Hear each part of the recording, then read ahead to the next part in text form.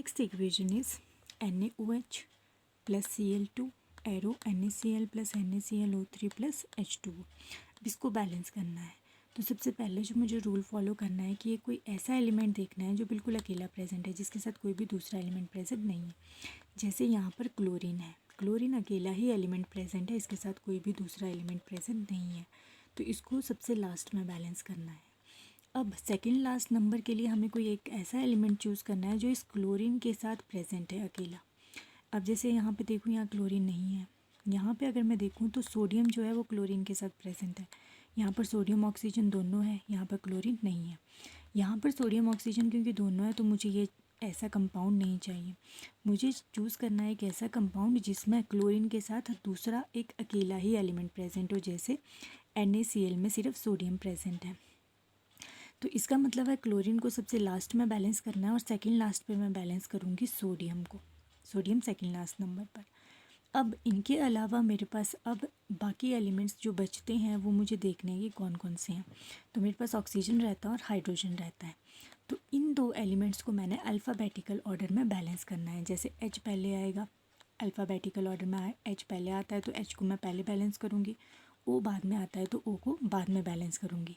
Sodium को मैं second last number पर बैलेंस करूँगी, जिसको मैंने पहले चूज़ कर लिया है, और लास्ट नंबर के लिए मैंने चूज़ किया है क्लोरीन। अब इनकी बैलेंसिंग स्टार्ट करेंगे। तो सबसे पहले मुझे बैलेंस करना है हाइड्रोजन। अब हाइड्रोजन अगर मैं यहाँ देखूँ तो लेफ़्ट साइड पर एक हाइड्रोजन है, राइट साइड पर दो हाइड्रोजन है। तो अगर मुझे हाइड्रोजन को बैलेंस करना है तो लेफ़्ट साइड पर मुझे इस NaOH को 2 से मल्टीप्लाई करना पड़ेगा। तो मेरी इक्वेशन बन जाएगी 2NaOH प्लस Cl2, बाकी सेम टू सेम नीचे उतार देना है, arrow NaCl plus NaClO3 plus H2O। अब दो हाइड्रोजन मेरे पास लेफ़्ट साइड पर है और दो हाइड्रोजन मेरे पास लेफ़्ट साइड पर हैं और दो ही हाइड्रोजन मेरे पास राइट साइड पर हैं। तो हाइड्रोजन जो है वो बैलेंस हो चुका है। अब हाइड्रोजन के बाद मेरे पास आता है ऑक्सीजन। ऑक्सीजन को बैलेंस करना है, बट ध्यान में रखना है कि हाइड्रोजन डिस्टर्ब ना हो, हाइड्रोजन की बैलेंसिंग डिस्टर्ब नहीं करनी।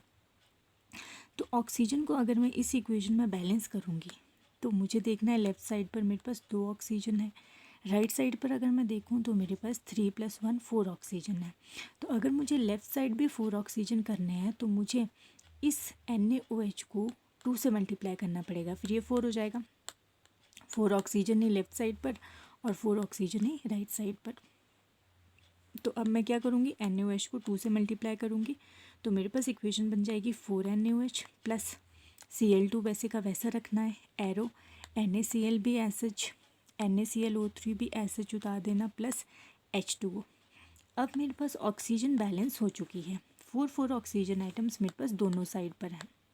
बट मेरे पास एक प्रॉब्लम है कि जो हाइड्रोजन है जिसको मैंने पहले बैलेंस किया था वो डिस्टर्ब हो चुकी है, क्योंकि लेफ़्ट साइड पर अब 4 हाइड्रोजन है और राइट साइड पर सिर्फ 2 ही हाइड्रोजन एटम्स हैं। तो हाइड्रोजन की बैलेंसिंग ख़राब हो गई। तो जब भी ऐसा केस आ जाए कि मैंने अगले वाले एटम को बैलेंस किया और पिछले की जो बैलेंसिंग है वो डिस्टर्ब हो चुकी है, तो मुझे वापस आना है और उस पीछे वाले एटम को बैलेंस करना है। आगे नहीं जाना है, नेक्स्ट स्टेप पर नहीं जाना है, पिछले स्टेप पर आना है और फिर से उस पिछले वाले एलिमेंट को बैलेंस करना है। अब इस इक्वेशन में जैसे हाइड्रोजन को हमने बैलेंस कर लिया था, फिर ऑक्सीजन को बैलेंस किया, बट ऑक्सीजन की बैलेंसिंग की वजह से हाइड्रोजन डिस्टर्ब हो गई। तो अब मुझे हाइड्रोजन को फिर से बैलेंस करना है। तो हाइड्रोजन को बैलेंस करने के लिए मैं क्या करूँगी, 4H मेरे पास लेफ़्ट साइड पर है, तो मुझे राइट साइड पर भी 4H करना है। तो इस वाटर को, इस H2O को 2 से मल्टीप्लाई करना पड़ेगा, बाकी सेम टू सेम नीचे उतार दूँगी। तो 4NaOH plus Cl2 arrow NaCl plus NaClO3 plus 2H2O। 4 hydrogen right side पर, 4 ही हाइड्रोजन लेफ़्ट साइड पर, हाइड्रोजन बैलेंस। तो हाइड्रोजन के बाद अब मुझे ऑक्सीजन बैलेंस करनी है। ऑक्सीजन अगर मैं देखूं तो मेरे पास 3 + 2 5 ऑक्सीजन जो है वो राइट साइड पर हैं और 4 ऑक्सीजन मेरे पास लेफ़्ट साइड पर है। तो मुझे इस 4 को 5 करना पड़ेगा। तो अगर मुझे 5 ऑक्सीजन एटम्स लेफ़्ट साइड पर चाहिए तो मुझे NaOH को 5, इस नंबर को 5 बनाना पड़ेगा। तो मैं 4 को हटा के यहाँ पे क्या डाल दूँगी, 5 डाल दूँगी। ये हिट एंड ट्रायल मेथड है, इसमें हम नंबर्स डालते जाते हैं और बैलेंसिंग करते जाते हैं। तो इसलिए मैंने 4 हटा दिया और यहाँ पर 5 डाल दिया। तो जैसे मैं 5NaOH लिखूँगी plus chlorine giving NaCl plus NaClO3 plus 2H2O। तो अब मेरे पास यहाँ पर भी 5 है और यहाँ पर मेरे पास 3 + 2 5 ऑक्सीजन है। अब मेरी ऑक्सीजन बैलेंस हो गई है, बट फिर से सेम प्रॉब्लम कि ऑक्सीजन तो बैलेंस होगी बट हाइड्रोजन को डिस्टर्ब नहीं करना था, तो हाइड्रोजन फिर से डिस्टर्ब हो गया 5H और यहाँ पर 2 2 4H, तो फिर से बैलेंसिंग ख़राब होगी। तो अब मुझे फिर से ऑक्सीजन से मेरे को वापस हाइड्रोजन पर जाना पड़ेगा और हाइड्रोजन को बैलेंस करना पड़ेगा। तो जैसे ही अब मैं फिर से हाइड्रोजन को बैलेंस करना स्टार्ट करूँगी तो यहाँ पर 5H है मेरे पास और यहाँ पर 4 है। अब अगर मैं चाहूँ कि इस 4 को मैं 5 बना दूँ तो ये 5 कभी भी नहीं बन पाएगा, क्योंकि ये H2 है और H2 जो है वो क्योंकि इवन नंबर है, हाइड्रोजन H2 का मतलब है 2 हाइड्रोजन, तो इसके आगे H2O के आगे मैं जो भी नंबर डालूँ ये हमेशा इवन नंबर आएगा। अगर मैं 1 डालूँ तो 2 आएगा, 2 डालूँगी तो 2 2 4 आएगा, 3 डालूँगी तो 3 2 6 आएगा, 4 डालूँगी तो 4 2 8 आएगा। तो लेफ़्ट साइड पर ऑड नंबर है और राइट साइड पर इवन नंबर है, तो इस तरह से ये इक्वेशन कभी भी बैलेंस नहीं होगी।